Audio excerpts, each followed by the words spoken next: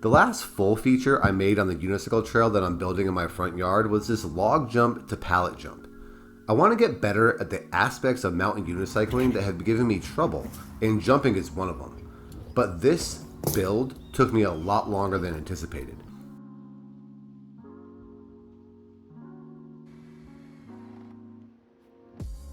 So I decided to change it up a bit and give myself a break by building Hopscotch Pop 2.0. However, this led to a pretty nasty fall.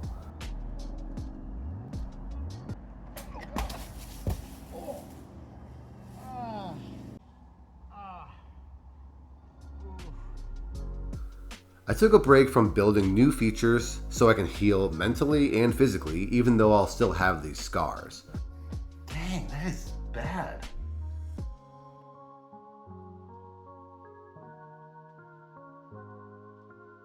But now we're back to trying to properly clear this pallet kicker. Where we left off, the setup jump I built didn't actually set me up well for the kicker. I did measure it out, but with too many adjustments and alterations, I screwed up all of my planning. So today we're going to stake this jump so it doesn't move and ensure the setup jump is setting us up for success.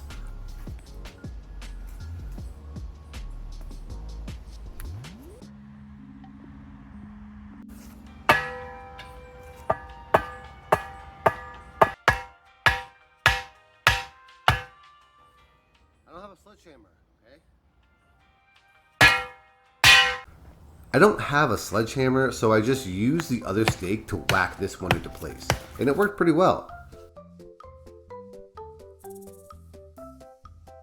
For the other stake, I'll use another piece of scrap wood.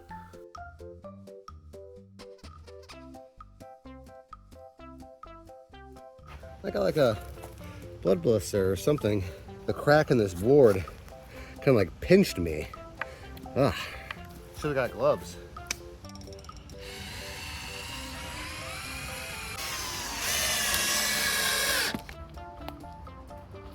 That should work.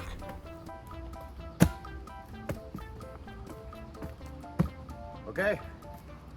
Now I want to move the landing to the setup jump back. From the video, it looked like my pedals were a quarter of a crank too shy from parallel with the ground, which is the sweet spot I want to hit.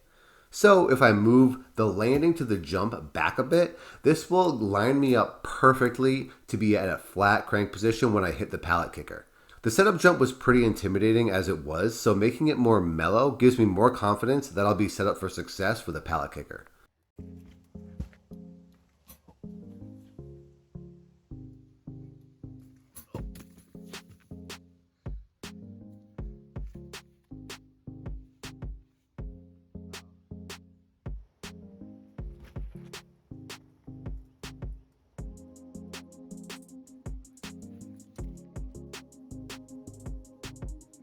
Alright, now I gotta do it and see if my cranks line up right at the edge, because I measured it out and I think it's okay, but last time I measured it out and it wasn't. So maybe actually writing it with like squiggling and imperfect path would be a little bit different than actually if I measured it out perfectly. So I'm gonna see if this actually works out.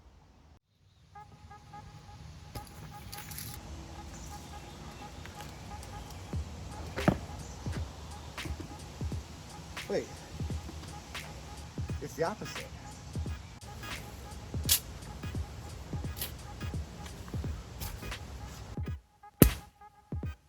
Let's try this again.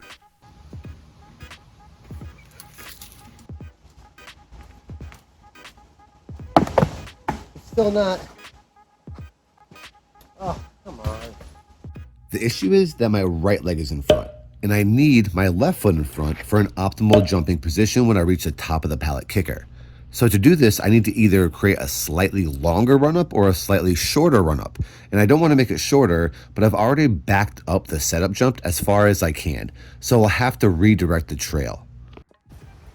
So I figured out if I redirect the trail from a straight on to the jump over to this existing part of the trail, and then have an S curve onto the jump, that should give me enough real estate to line up my pedals perfectly.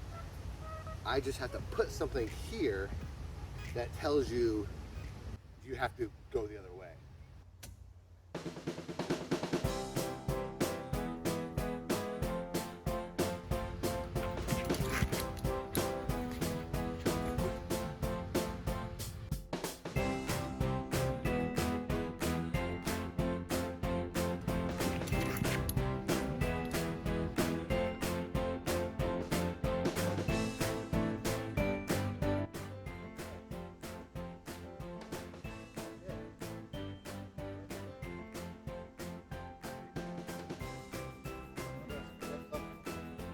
The original goal of this build was to get better at the things I know I'm not good at, and in this case, jumps.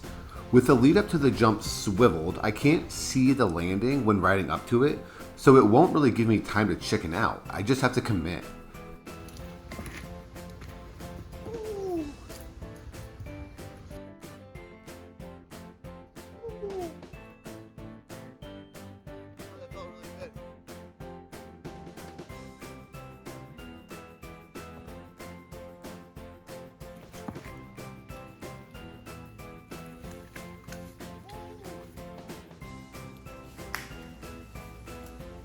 Go. Almost knocked that tree down.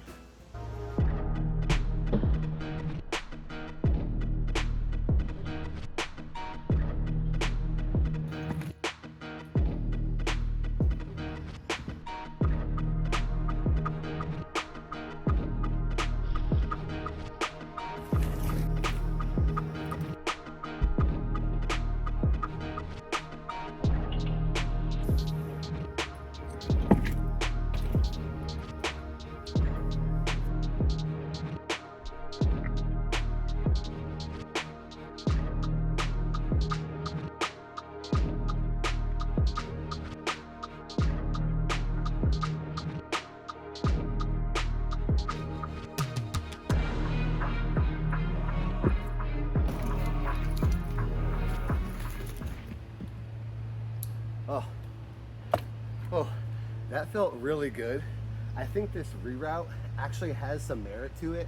It gives the trail a little bit more flair, I suppose, and it actually sets you up pretty good with just enough speed to clear the gap, so I'm pretty happy with it. I enjoy making features out of stuff I have lying around, like dirt, a tree, and a pallet, but maybe one of these days I'll build something proper that uses proper material. But until that day, I suppose I'll just be frugal about it, if you want to call it that. The trail map didn't change too much, but this jump is now a lot smoother and a lot less unnerving to ride, at least for me, which is the point. I think I've landed this jump about 5 times or so, and it's built my confidence up with jumping on a unicycle, so mission accomplished. The gap is about 6 feet or so with a 2-foot-ish drop, so maybe technically it's not a jump, but more of a gap drop. But whatever, man. Thank you all for watching. I hope this part 2 build was at least entertaining. If you have an idea of what to build next, let me know in the comments below.